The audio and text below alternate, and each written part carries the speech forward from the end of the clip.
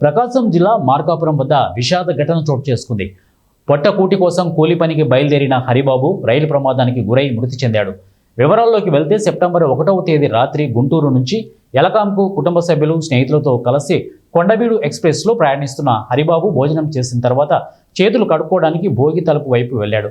రైలు అధిక వేగంతో దూసుకెళ్తుండటంతో అదుపు తప్పి గజ్జలకొండ మార్కాపురం రైలు మార్గం మధ్యలో పడిపోయాడు.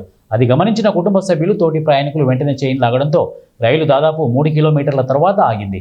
గార్డుకు ఘటన వివరాలు తెలియగానే ఇంజన్ డ్రైవర్ రైలును వెనక్కి నడిపించారు. తీవ్ర గాయాలతో తలడిల్లుతున్న హరిబాబును ఎమర్జెన్సీ స్ట్రెచ్చర్లో మార్కాపురం రైల్వే స్టేషన్కి, అక్కడి నుంచి ప్రభుత్వాసుపత్రికి తరలించారు. అయితే చికిత్స పొందుతూ ఆయన మృతి చెందాడు. కుటుంబ పోషణ కోసం వెళ్తూ ప్రమాదవశాత్తు ప్రాణాలు కోల్పోవడంతో కుటుంబ సభ్యులు తీవ్ర ఆవేదన వ్యక్తం చేస్తున్నారు. ఈ సంఘటనపై రైల్వే పోలీసులు కేసు నమోదు చేసి దర్యాప్తు చేస్తున్నారు.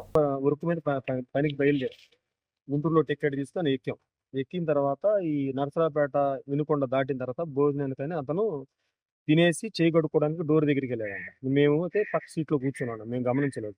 ఆ చేయి కడుక్కుంటూ ఆ ట్రైన్ వేగానికి మనోడు అదుపు తప్పి ముందుకు పడ్డాడని ఆ పక్కన ఉన్న లేడీ ఇంకో పిల్లోడు మాకు పెద్ద పెద్ద గడిచి చెప్పారు. సరే ఎవరు ఏంది పడ్డారని మేము చూసుకుని సరే మా మనిషిని అర్థమైంది మాకు.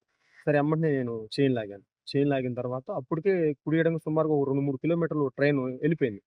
సార్ ఎక్కడ పడ్డాడు ఏంది అంటే ఇంత లెంత్లో పడ్డాడని చెప్పారు వాళ్ళు. సరే నేను అతన్ని కనుక్కొని సరే ఏమన్నా ఆప్షన్ ఉంటే నేను వెళ్ళి చూస్తాను సార్ అని చెప్పాను. సరే వెళ్ళి చూడమ్మా ట్రైన్ ఒక 10 నిమిషాలు ఆపుతాను అన్నారు సార్. సరే నేనేం చేశాను, లైట్ తీసుకొని పరిగెత్తుకుంటా వెళ్ళిపోయాను. ఒక దగ్గర చాలా దూరం వెళ్ళాను. వెళ్ళిన తర్వాత ఆయన ఫోన్ నెంబర్ మా వాడికి ఒకటి ఉంటే, అన్న మనిషి కనపడ్డాడంటే, అన్న కనపడ్డాడన్నా ఇట్లా కాలు నుజ్జు అయిపోయింది, మనిషి తలకు కూడా బాగా దెబ్బ తగిలిందన్న, ఎంత దూరం అమ్మ డిస్టెంట్ అంటే, నేను అన్న ట్రైన్ అయితే నాకు కనపడతలేదు, అక్కడ ఫోన్ నెంబర్ ఏమైనా ఉందని ట్రైన్లో అతను అడిగాడు. దాని మీద ఏమైనా స్తంభం మీద నెంబర్ ఉందా అని. ఆ నెంబర్ నేను చెప్పాను ఫోన్లో. చెప్పిన తర్వాత ఒక 10 నిమిషాలమ్మా ఆ ట్రాక్ నుంచి పక్కకి తీయమ్మా, నేను ట్రైన్ వెనక్కి వస్తుందని చెప్పారు. ఆ ట్రైన్ నుంచి నేను ఆ పక్కకి తీయగానే కుడి ఎడమ ఒక 5-6 నిమిషాల్లో ట్రైన్ వెనక్కి వచ్చేసింది రివర్స్ చేసిన తర్వాత ఆ స్ట్రెచ్చర్ ఉంది కదా, ఆ స్ట్రెచ్చర్ మీద అతన్ని ఎక్కించి